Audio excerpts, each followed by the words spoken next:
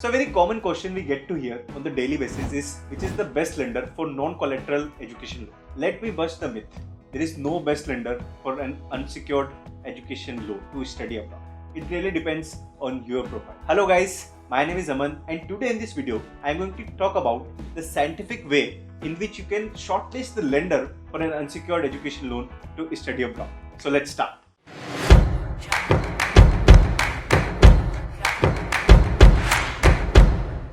So before we go in details, we need to understand the different kind of lenders there are in the market. So the first kind of lender is public sector bank. The second is private banks. The third is non-banking financial company. The fourth is international lender. So now for practical purposes, you need education loan of worth more than 7.5 lakh rupees. And unfortunately, public sector banks don't give unsecured loan greater than 7.5 lakh rupees. Practically speaking, public sector banks are not the option.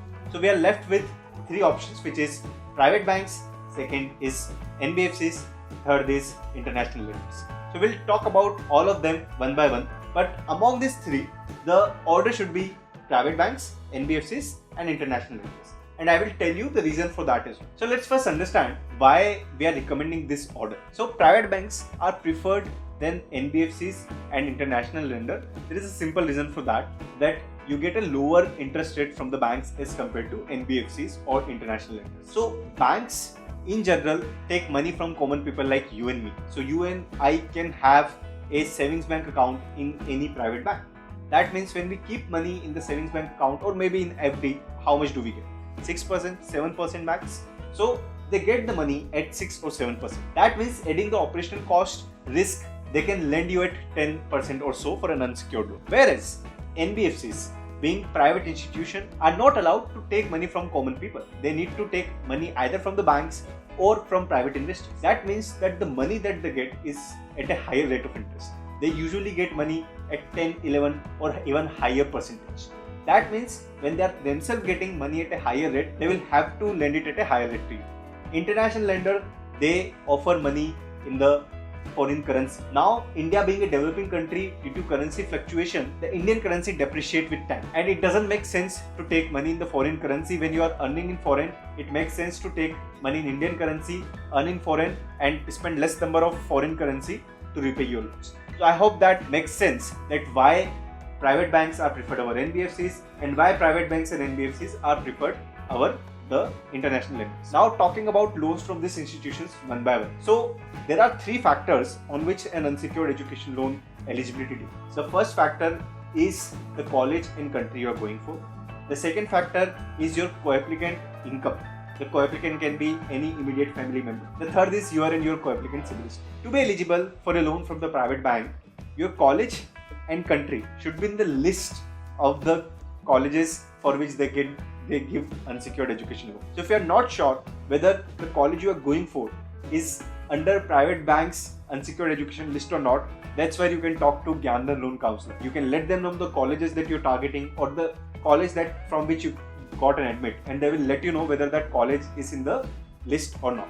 If it is in the list, the second factor is the co-applicant income. Let's say if you are applying for a loan of 40 lakh rupees, your co-applicant income should be approximately 60,000 rupees per month.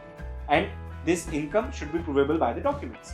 That means if your co-applicant is salaried, then the bank will check the salary credits on the monthly basis in the bank account statement. If your co-applicant is self-employed, then the bank will check the ITR, GST certificate and many more things. If you are eligible on both of these factors, the third will be the CIBIL. On the past, if you have taken any loan or your co-applicant has taken any loan, then and if you are repaid back in time, then obviously your CIBIL will be good and your loan will be sanctioned.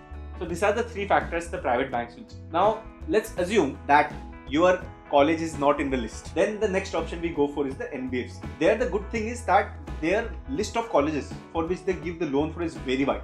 So if the bank give loans for top 100 colleges, NBFCs can give loans for top 250 colleges. So if you are not eligible for an unsecured loan from the bank, then NBFCs are the second option. But even for the NBFCs, the other two conditions, which is the co-applicant income and the CIBIL, will remain the same. So if your co-applicant income is less or your CIBIL is bad, then it would be very difficult for you to get an unsecured education. Now assume you are a student who don't have a collateral, also nobody in the family earns. or at least files the ITR or get the money in the account, in that case the bank and NBFC will not sanction you the loan.